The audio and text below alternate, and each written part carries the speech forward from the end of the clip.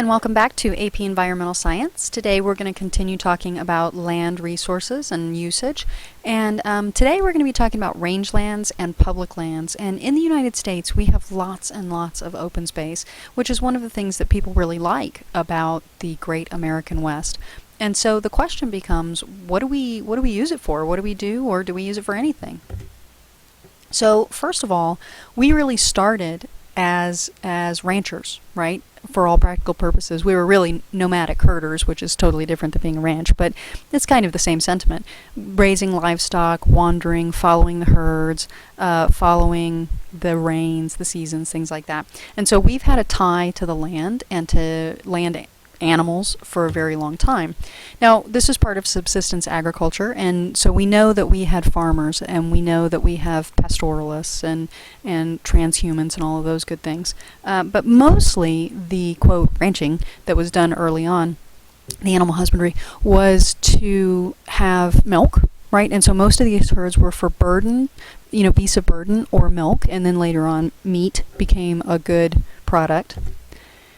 But you're really only going to see this kind of stuff in land that is not suitable for crops. And this is going to be some of your drier grasslands, your more arid areas. And in this case, right here, what you're looking at is a really arid area. And it would be very difficult to grow crops here because there's not going to be enough rain. But there is enough cover to feed small herds of smaller animals. Okay, now, the thing about herding is that you're always on the move, and we already talked about that. But that is something that we've changed since we have really become actual ranchers. Okay, and so when we talk about rangelands, these are some of the things that come to mind. You have the cattle, and then you have the cattle drives, and sometimes you want to live out in the country. Although I'd like to point out in this case, this is actually a subdivision, and these people have moved out, quote, into the country, but what they've really done is moved out into someone else's piece of country, and someone will probably move into their country, and that's their piece of country, and that's part of urban sprawl. So it turns out that pasture and open range occupy about 25% of the whole land surface of the world. And when we talk about pasture and open range, we're really talking about two biomes, grasslands and scrublands. And when we talk about this meat milk industry, we're talking about more than 3 billion domestic livestock. And that is an amazing number. That is just less than half of the population of humans. None of these animals are wild. None of these animals belong in an actual ecosystem. These are all animals that we have modified over time. And I don't mean genetic modification, although some of them are genetically modified. I mean through hybridization, through cultivation, if you're talking about plants. But when we're talking about animals, really what we're talking about is hybridization, breeding programs, things like that. Now, we're very attracted to these open spaces, especially in the United States, and so we do have a tendency to want to convert them into a little home in the country, which is what we talked about a second ago. Okay, true or false? Here's your question. Most of the meat in the U.S. is produced in pastures. Well, there are a lot of cows in pastures, but it turns out most of them are actually going to be in feedlots, right? And a lot of them are going to be in forest areas. This is a rainforest that has actually been converted to raise cattle, and you're going to see this a lot. So even though there's a lot of grassland, in some cases, if you have really large herds, it might not be enough to sustain even those. And so, or you are not in an area that has grasslands. And so typically what happens is the forests get cut down. You can see these nice ferns here indicating what kind of ecosystem you used to have. Okay, so there are a lot of consequences to animal farming, and in the United States, about 70% of grain crops actually go to livestock. We've already talked about the animal manure problem, the feedlots going in, causing pathogenic bacteria, eutrophication in water sources, and so this is a huge source of water pollution. But interestingly enough, cows especially tend to be very flatulent, and so they produce about 3 to 4% of the greenhouse gases in the form of methane. And there are so many of them and there's not as much land as there needs to be to support all of these guys. And so you get all kinds of overgrazing, you've got desertification, compaction, and habitat loss. And habitat loss we've talked about a lot, that's obvious. Desertification means that you are losing this valuable arable land and it's becoming more like desert. And then compaction happens because the weight of the animals pushes down and compresses the soil, and it removes all of the nice aerated areas, right? So it decreases porosity. Okay, which of the following is not true of livestock production? It uses a large amount of water. Feedlots require antibiotics. Globally, nearly all livestock waste is returned to the soil as fertilizer, or cattle produce large amounts of methane, which is a greenhouse gas. Well, you do use lots of water. They drink a lot, right? You have to use a lot of water to process things. Feedlots, they're close together. That high density causes disease. That was a density dependent factor. So there's a lot of antibiotic usage. There's also a lot of growth hormone usage. Now, soil, right, does not get the bulk of the waste. Water gets the bulk of the waste. So waste returned to the soil is not true, and we know that methane production is. So the answer is 3. Okay, so desertification, we've actually talked about this a little bit before when we talked about agriculture, but here's a really good example. This used to be, trees. And then here you're seeing that there's not a lot of grass, everything's growing. And part of this is really caused by the shifting of precipitation patterns due to global climate change. And so when you have to start using fully and over-exploiting these lands, if they're marginal, they're just not going to be able to sustain what we want to do with them. There's compaction, and just to give you an idea, right, you can see this is all packed in. There's very little in here, right? You can see here there's nice pores here, right? You can't see that here. You can't see that up here, and this really limits the growth. You're going to get little shrubby grass, and it increases runoff. So you've got two things going on. You've got decreased vegetation and you've got increased runoff. Both of those things are going to increase overall erosion, and over time you're just going to have no good soil and no vegetation. Now, overgrazing and overcrowding, huge problem. We just talked about overgrazing, but overcrowding is a really, really big problem. And it ranges from this in this open space. I mean, this is way too high a density for these animals. They get sick, they get stressed. And then in some cases, they're just kept in warehouses. These are geese, and they're going to be used for pâté, actually, so this is not a good system here. But birds especially are kept in little bins and things like that, and so if you get interested in this, you should look up some of that stuff. And here actually are the bins. Here you've got all of these birds, right, all crowded in together. These are hogs, right, and so they're all trapped in these pens. It's not a good quality of life. Of course, they don't live here very long. They're overfed. They're fed quickly. They're bred so that they mature quickly, and they put on a lot of weight because we like to eat them. But these trays actually slide in, and then these guys are sorted on a conveyor belt. And so some of this stuff is pretty brutal, really. And then this is a raccoon dog, and it looks like a little raccoon. It's not. It's a dog. And these are commonly used for fur, and this is probably one of the most horrible stories in countries, and China is one of these, where the fur is not regulated and the fur industry is not regulated.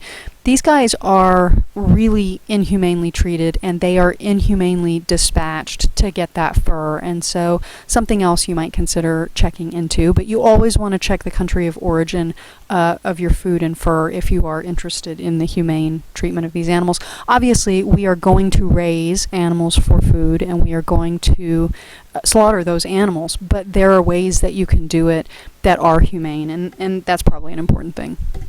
Okay, so why are animal factory farms plagued by disease outbreaks? High density, use of antibiotics, so you get disease-resistant organisms. Animals remain in contact with their own waste. New genetic forms of disease organisms appear, or all of the above. Well, it's all of the above, right? All of these things obviously are going to be problems.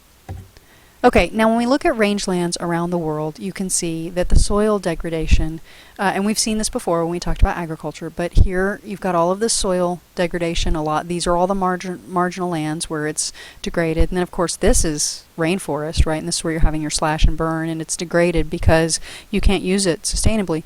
But now, when you look over here and you start looking at livestock density, right? You can see some interesting correlations in places with very degraded soil and livestock because, these are the places where you're going to be having lots of livestock. Okay, so in the United States, we have this issue with wanting to have cattle be number one. Cattle is king, right? And so when we talk about grazing, if there are other animals that compete with cattle, they usually are exterminated, okay? And so a couple of things have happened. We've already talked about the Great Prairie Dog War, and that is, it was ranchers versus the prairie dogs. And this is true for sheep and cattle, so it's not just cattle. Cattle get a bad rap, but is sheep too. And so the prairie dogs, remember, they are a keystone species in the grassland, and if you cause them to go extinct, then the grasslands fail. If the grasslands fail, you can't feed your cows, right? Now, overgrazing, the cattle will actually strip away certain species, and what's left are unpalatable or inedible species, and those actually build up on both public and private rangelands. And then here's an economic thing, right? They're actually a hidden subsidy. Public lands, grazing on public lands, the charge for that, the fees for that, are way below market value. And so ultimately, there is this kind of gift of cheap grazing on this land that really belongs to everyone, to its taxpayer land. And so the question is, do we want to continue doing that, or do we want to make the public land as valuable as private land? Okay, so there are a lot of problems with ranching, but there's some really good things that you can do. First of all, you can do what's called short duration rotational grazing, and this means that you simply move the cattle periodically, right? And so you're not grazing in the same area.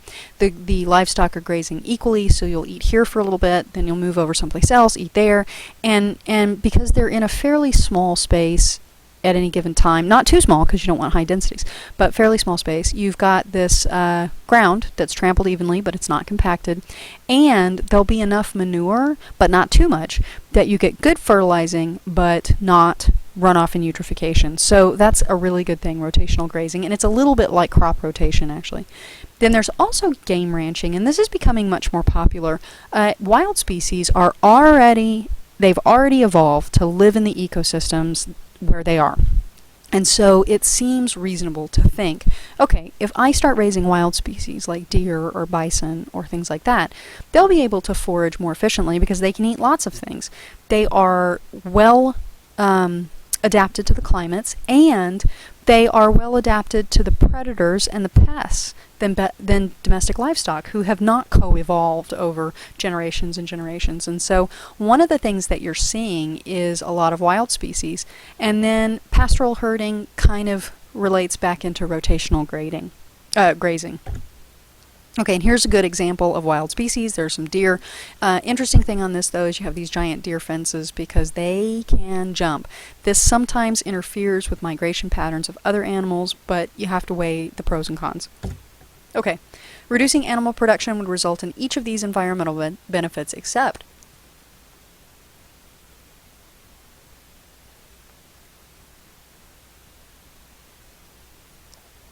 well, it's not going to eliminate animal disease passage to humans. Okay, it is going to free up more grain because you're going to not be feeding as many animals. You wouldn't be clearing as much habitat. It's going to reduce greenhouse gases, and it would reduce compaction and erosion of soil. And this is not suggesting that we should stop animal production. It just means that perhaps we should not produce as much as we do now, and maybe shift on to other things. And a good outcome of that is red meat is not particularly healthy. Red meat in small quantities is fine, but we eat lots of red meat. And so we eat in the United States 3 times more red meat per capita than any place in the world. And that might be something we could reduce a little bit. Okay, so let's talk a little bit about public lands.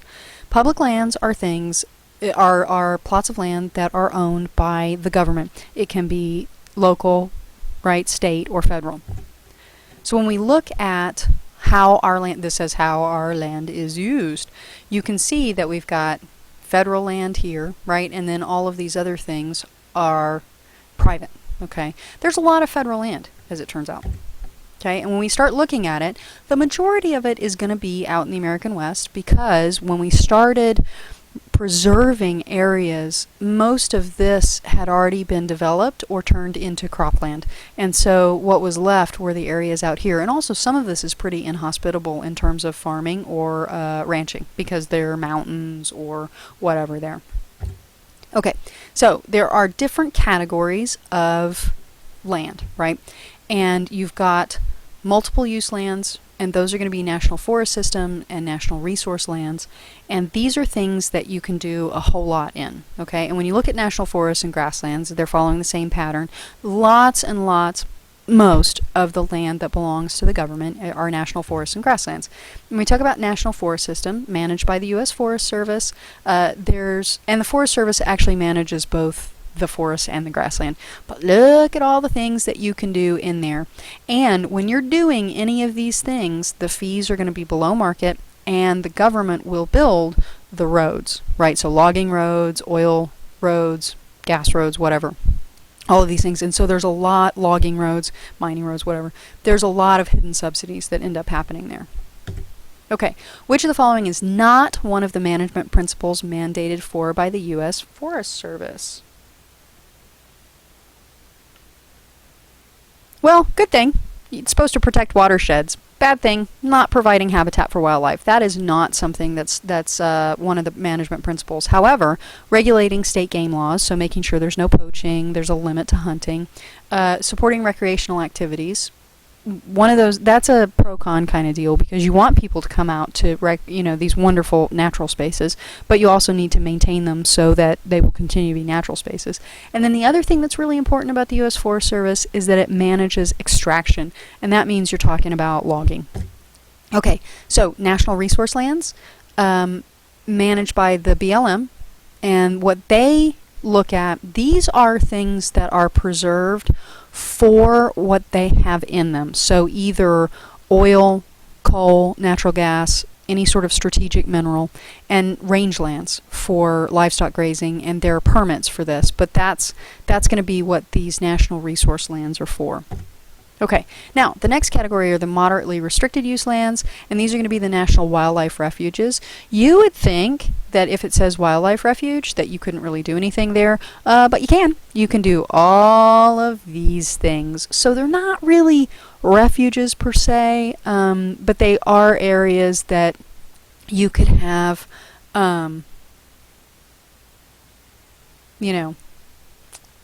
supplies for, so harvestable, that's what I want. Harvestable supply for hunters, some endangered species protection, although if you're doing all of this stuff, that's not as likely.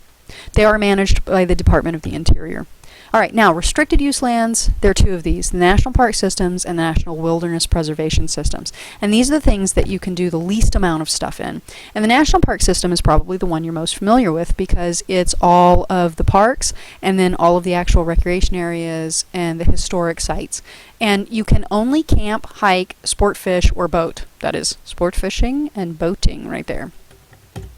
Now, the parks and wilderness preserves, we've done this for about 130 years or so, and we are the first country to actually have any sort of national park, any sort of place that we've set aside for our appreciation, because historically natural areas were either sacred sites, right, used for religious purposes, or they were owned for royalty, and so no one could actually go there. But these are some spectacular places, and these are all open to the public, and that's an amazing thing. They're preserved by the government, so people can always see them. This is Yosemite National Park, this is Denali National Park, and this is Monuments National Park.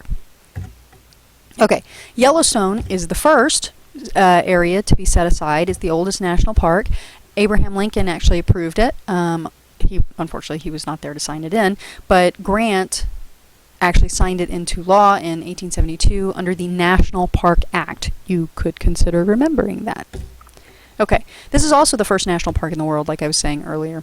And in this case, I mean, there are lots of historic sites and recreation areas, and people love them. They get around 300 million visitors annually. There are just over 300 million people in the United States. So people are coming all over the world and all over the country to see these places, and it's really amazing. However, there are problems because of that, because what you have are these kind of idyllic areas that are preserved, but everything around it is all of this touristy stuff that's roads and buildings and gas and all of these things.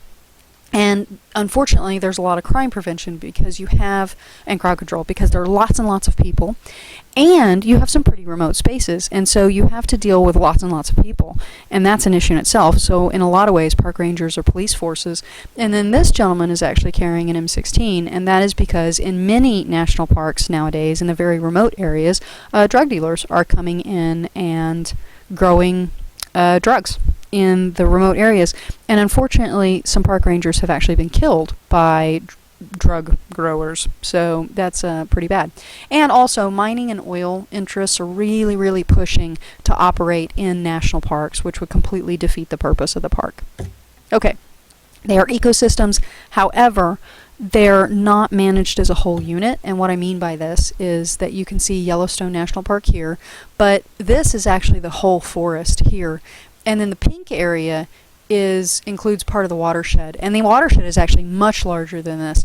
But when you start looking at just the park, and this is Grand Teton, and those are broken up, so there's all kinds of stuff in between Grand Teton and Yellowstone. So this is the only place that's being preserved. All of this stuff is part of the ecosystem. So what happens then? All right, and then some of the animals do not fare as well as others. This is a wolf, and we actually extincted wolves in this area, definitely in Yellowstone. All of the wolves that you now see in this area in Wyoming actually are Canadian imports because we out-hunted all of them. And so what we're talking about is this idea of bad animals versus good animals. This is a real problem because when you kill those predators, those apex predators, the animals underneath them, specifically the ungulates, in this case it's going to be your caribou, your elk, your deer, your moose, whatever, they are going to explode because there's nothing to keep them in check. And we talked about this when we talked about food webs. That means that they will starve to death. They will overgraze and they will starve to death. And this really starts to take a toll on the ecosystem. The other thing that we do is we like to play with the animals and we teach them bad habits. I think we can all agree that feeding bears by hand from your car is a terrible idea. And that puts them in danger too, by the way, because now these animals are habituated to people. And they look at you and see, you are going to have food, and so they're going to go for it, and they're not afraid of you. And that means that a lot of times they end up getting shot, and so that's bad as well.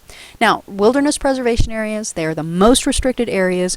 You can't do anything in them unless it's grandfathered in, right? That means that it was a preservation area after some other activity was started. So there's nothing in here. These really are for preserving these primitive areas, okay? And sometimes you can do some camping, right? But mostly it's not, right? And even if it is, it's going to be really primitive. So no electricity, no campers, no roads, none of that. And this is really good for ecological research. But, how many of these can you have as our population is exploding? The other thing, too, you need to think about is in a developing nation, this idea would be just not even considered if you're trying to feed your family. And so why would you preserve all of this wilderness that's got food in it if you can't put food on the table? And that's a huge conflict for developing countries. Okay, where is most of the protected wilderness in the United States? It's in Alaska. Okay, so when we start looking at the pressures that we place on our land, right? You can see that there are national parks, and there aren't very many of them actually. Most of it is going to be national forests, and then there are the national wildlife refuges, and then on here is not on here actually is the resource lands. Oh, look at that, mineral resources. You can see why people would like to mine in public lands, right? Or drill for oil, because these are these beautiful, spectacular places. Well, that's the kind of geology that makes spectacular deposits of all kinds of minerals. And so you have this big conflict. Mine or preserve? Okay, because most federally controlled U.S. land is found in western states, decisions are made from someplace else. There are no local citizens there that are actually where those places are. Local cities and counties actually provide the services even though they don't get the tax revenue. And then there's opportunity for protection or exploitation based on political climate. All of the above are true, right? All of the decisions about land use are going to be made in Washington, D.C. And so if you live in Colorado or Wyoming and people are making decisions in D.C., it's easy to say, well, they don't know what they're talking about. The other thing, too, is that local cities and counties, they're going to build all the roads, they're going to provide all the services, all the infrastructure, even though they probably don't get a lot of the tourist dollars. And then depending on what the goal of the nation is at any given moment, and for a while now, and including now, it's not really focused on preserving wild spaces, and it really doesn't seem to matter what party is in office. Wild spaces are just not ever a priority for the most part. Now, some people, it is a priority for individuals, but for the government as a whole, it really is not. And there's been no one really to change that recently. Okay, so what principles should govern the use of public lands? Well, protection of the ecosystem would be really important because without the ecosystem, you really have nothing. And the idea is that if you're going to use it, you really should pay for it. And the American people should get what they pay for. You pay taxes to have pristine natural areas, and we should get that. And then everybody, no tragedy of the commons, everybody should be responsible for damage, and everybody should work on cleaning it up. Now, obviously, these things are ideal, but it is a nice goal. All right, well, if you have any questions, please ask next time, and thanks for listening.